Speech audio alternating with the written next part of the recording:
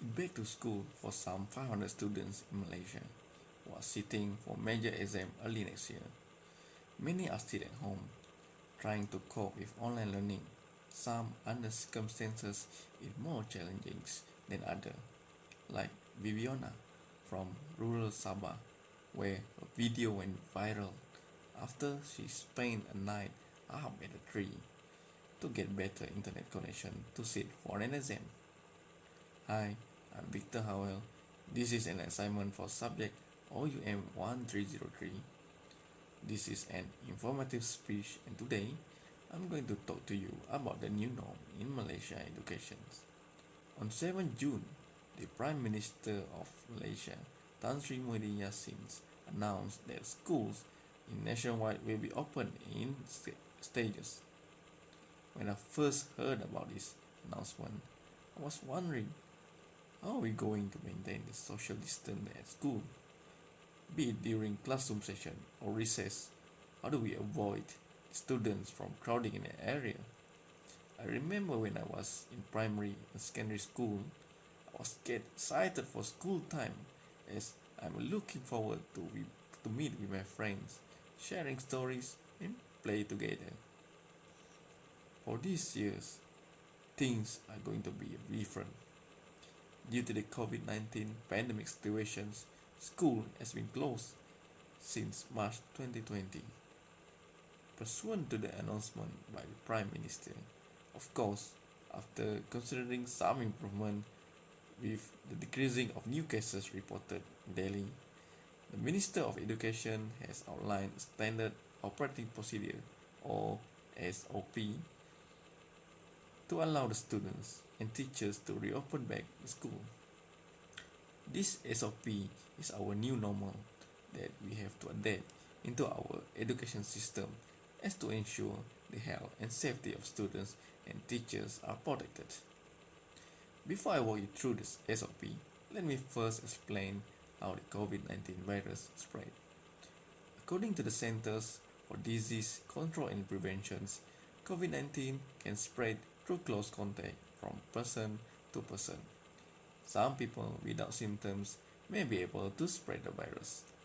This virus can spread through respiratory droplets produced when an infected person coughs, sneezes, or talks. The droplets can land in the mouth or nose of people who are nearby or possibly inhale into the lungs.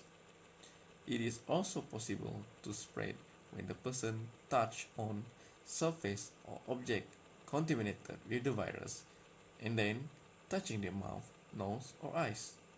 So that is briefly how the COVID-19 virus can spread among us. Now let's see on the major outline in the SOP. First, before the students and teachers entering the school, they will have to go for screening at entrance gates. Body temperature reading are taken and those who record at 37.5 degrees Celsius or above and observe experiencing symptoms such as cough, sneeze or flu are denied from enter and referred to further treatment at a health clinic.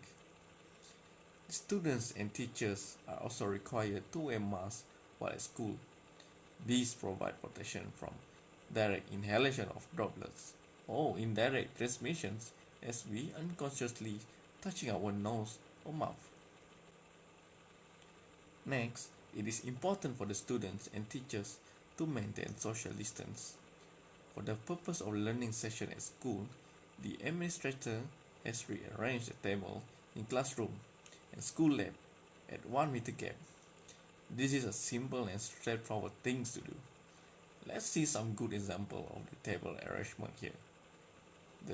The SK Pekan Rabu put an X mark on adjoining tables as to indicate a space for non-allowed space. The students are only allowed to sit on the non-marking table. For those schools with more classroom space, the school administrator has arranged the table in single line with 1 meter gap between the line. Check out how this was done as the photo shared by FB account named Sham Arun. These rearrangements may decrease the classroom capacity to hold a learning sessions in one class, Hence, the extra students will be placed at another class. The movement of students in school are also controlled to avoid crowding. Teachers are displaying arrow signages and demarcation on the floor to direct student movements at surrounding the schools. A Facebook user, Mashe Amir Muhammad, shared on how the marking at staircase was done. Some schools are painting on the floor to demarcate the walk path for the students. I'm impressed by how SK Simpang Renggam installed the path demarcation inside the classroom to guide students' movement. We can see a lot of creativity here in turning this SOP as part of school decorations. Maintaining social distance can be challenging at peak time, especially when the student come to school and at the end of the school sessions. The school administrator has regulated the timetable to allow the learning session and is staggered. Some classrooms are scheduled to finish early and can leave the school first. This measure is taken to avoid overcrowding of students returning to their home. For some schools with a lot of students and unable to hold all the students in one learning session, the administrator has decided to separate the schedule. Some students are scheduled for morning sessions, while the others will have to attend on the afternoon sessions.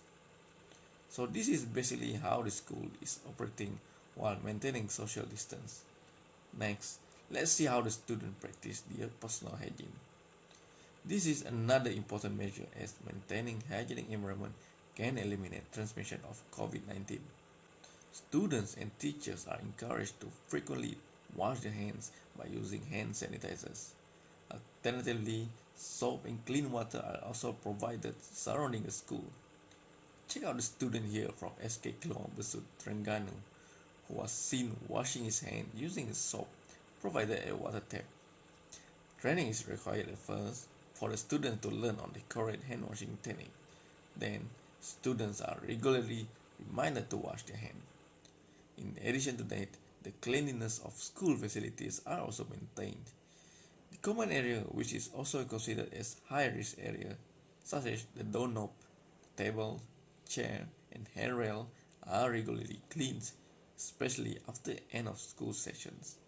In summary, the school administrator, including teachers, have put great amount of efforts and dedication during preparation and implementation of this new norm as they determined to protect the health and safety of students and teachers at schools during reopening. On 14 July, the nation was shocked by sudden news due to the passing of 54 years old mathematics teacher from SK Batu Gajah, Kelantan. He was reported fall to death during final preparation for school reopening. According to the news report, he fell off from the balcony while he was checking to make sure the sinks at classroom are working well. I wish to take this opportunity to express my gratitude to all staffs, teachers, students, and parents for the joint effort in fighting COVID-19 pandemic disease.